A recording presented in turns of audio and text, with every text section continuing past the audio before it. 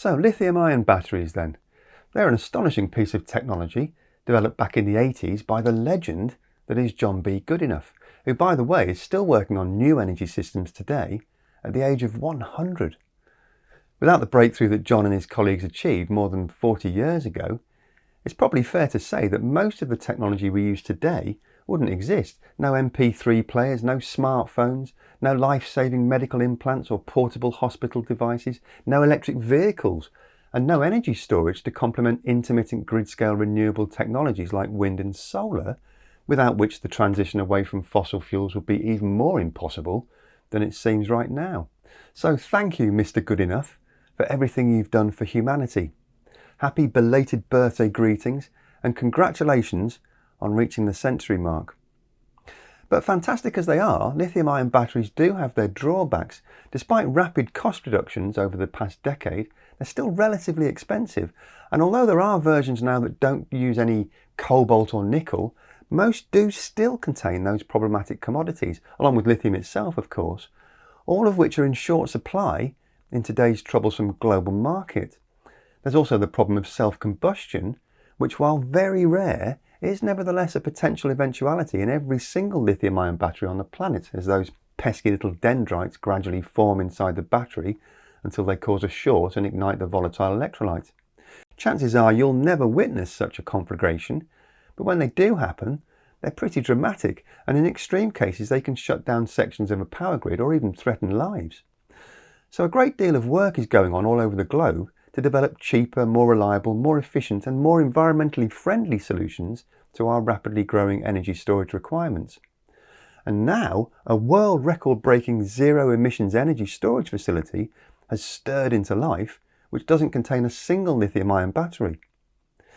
So what is this eco-friendly behemoth, and does it represent another step change in how we power the sustainable societies of the future?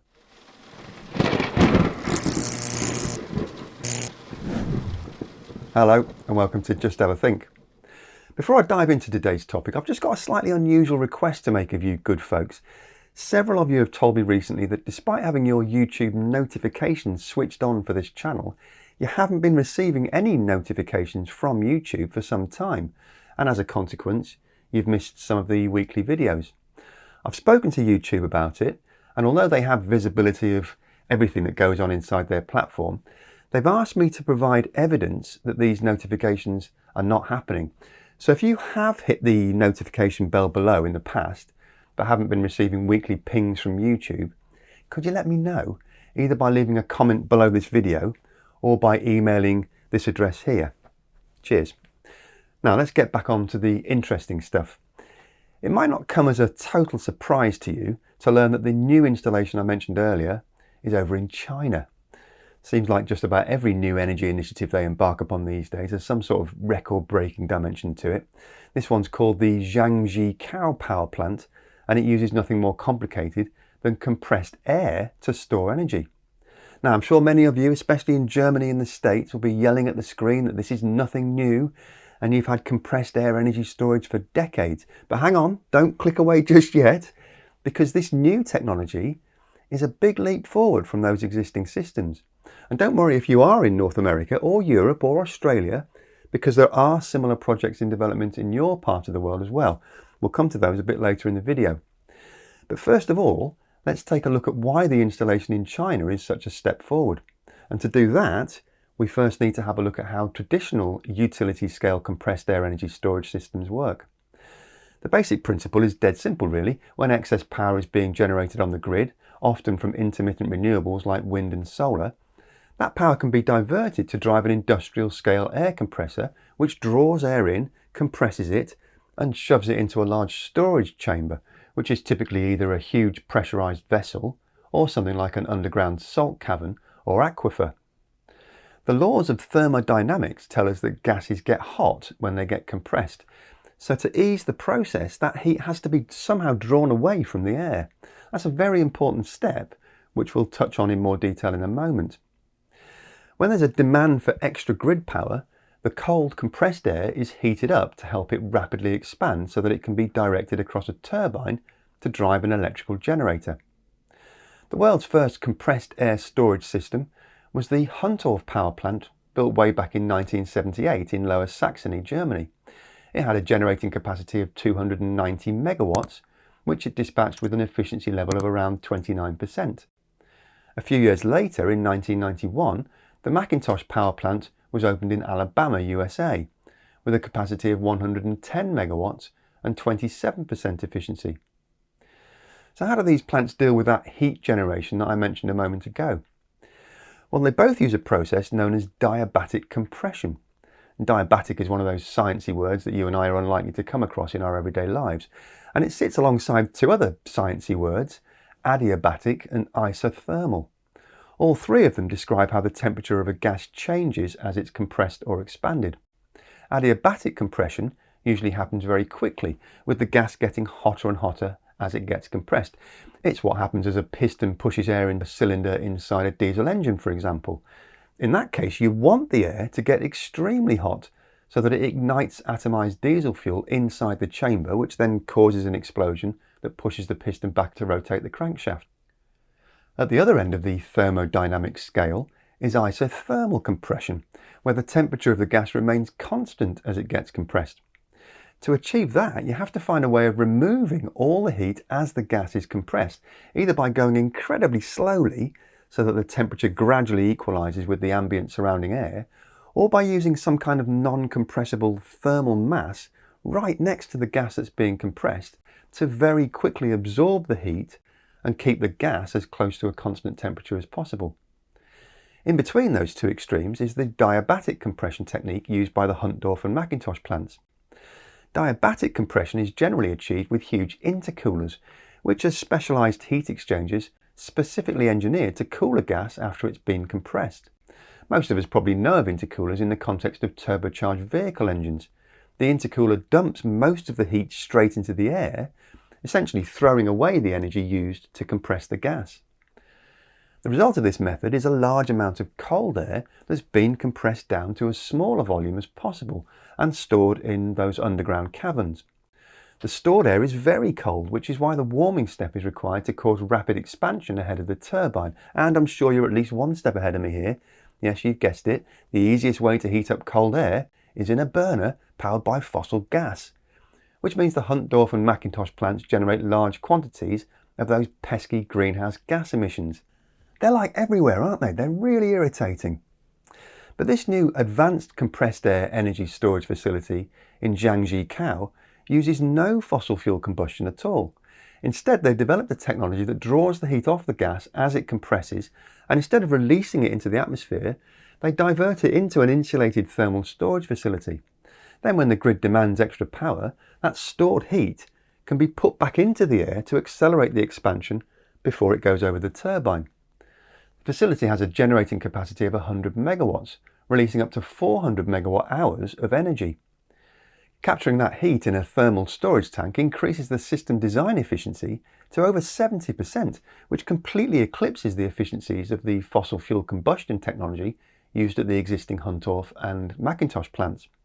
It's enough to generate more than 132 million kilowatt hours of electricity a year, serving around 60,000 households during peak electricity consumption.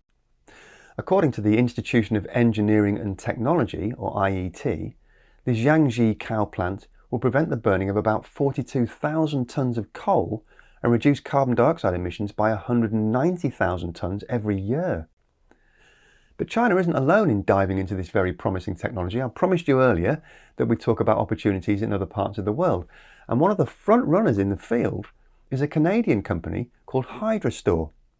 They've been on the go for 11 years now, and in that time they've developed a very similar non-combustion system to the one being used in the Zhangjiakou plant, with a compressor, generator and thermal management system that can capture the heat from the air as it's being compressed. Hydrostor combines all that with a closed-loop water reservoir, providing what they describe as hydrostatic compensation to maintain the system at near constant pressure during operation. That means the reservoir water is sent down into these purpose-built subterranean air chambers, where it gets pushed back out again by the compressed air coming in the other side. Once the chambers are full of air and the reservoir is back at full level, the system is fully charged, and it can stay that way for days if necessary. Then when there's a power demand, the reservoir water is pushed back down into the chambers to force the air back up to the surface under pressure, where its temperature is rapidly increased by the stored heat in the thermal management system before being sent across the turbine. Hydrostor has had to overcome a range of pretty challenging obstacles to get their technology to market, not least of which is the very long payback timeline that venture capitalists and other investors have to accept. Those folks are used to getting a return on their money in about 10 months on average, but Hydrostor projects can cost as much as $500 million overall and have a payback time that's more like 10 years, which is longer than some investment funds even run for.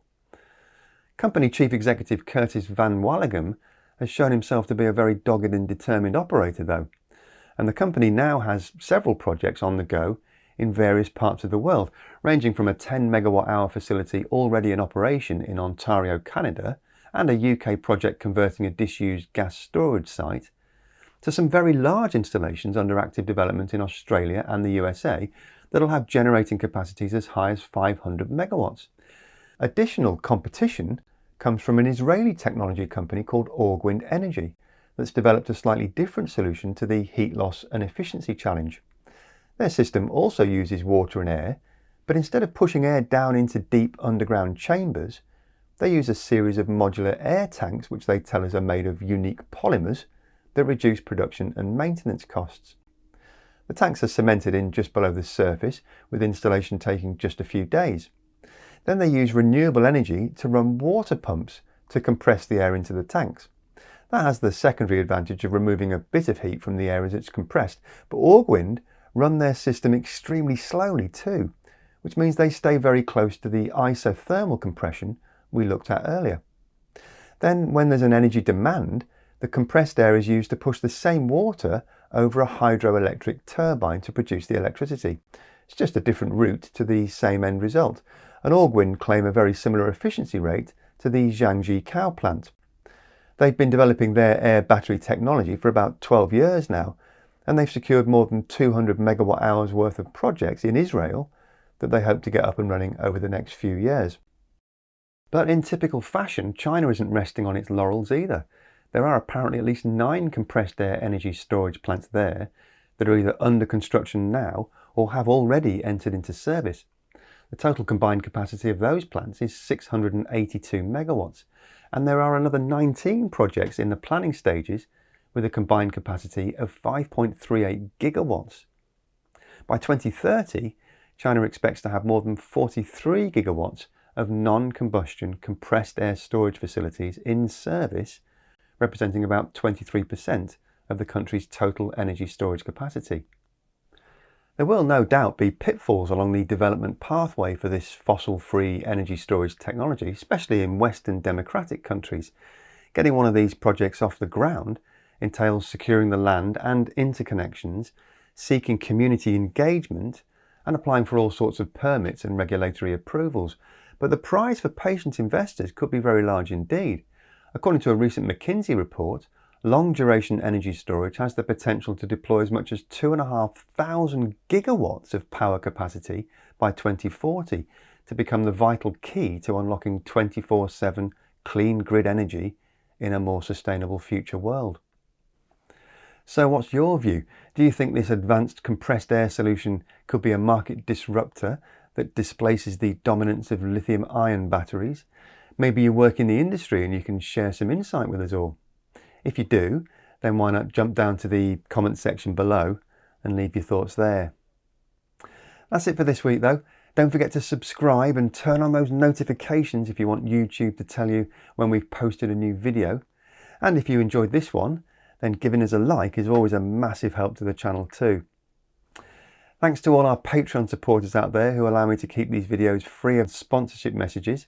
A special thank you to the long-term supporters of the channel, scrolling up the screen over here, all of whom reached an anniversary during October.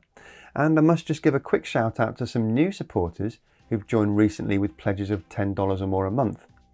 They are Anne J. Storm, Henk Werner, Seth Hall, Ryan G, Radoslav Kirilov, Kimberly H, Albert Appen, Aaron Rusetta, Eduardo da Costa, Xander Marjoram, John Novinson and Zvi Miller. And of course, a big thank you to everyone else who's joined since last time too. As always, thanks very much for watching. Have a great week, and remember to just have a think. See you next week.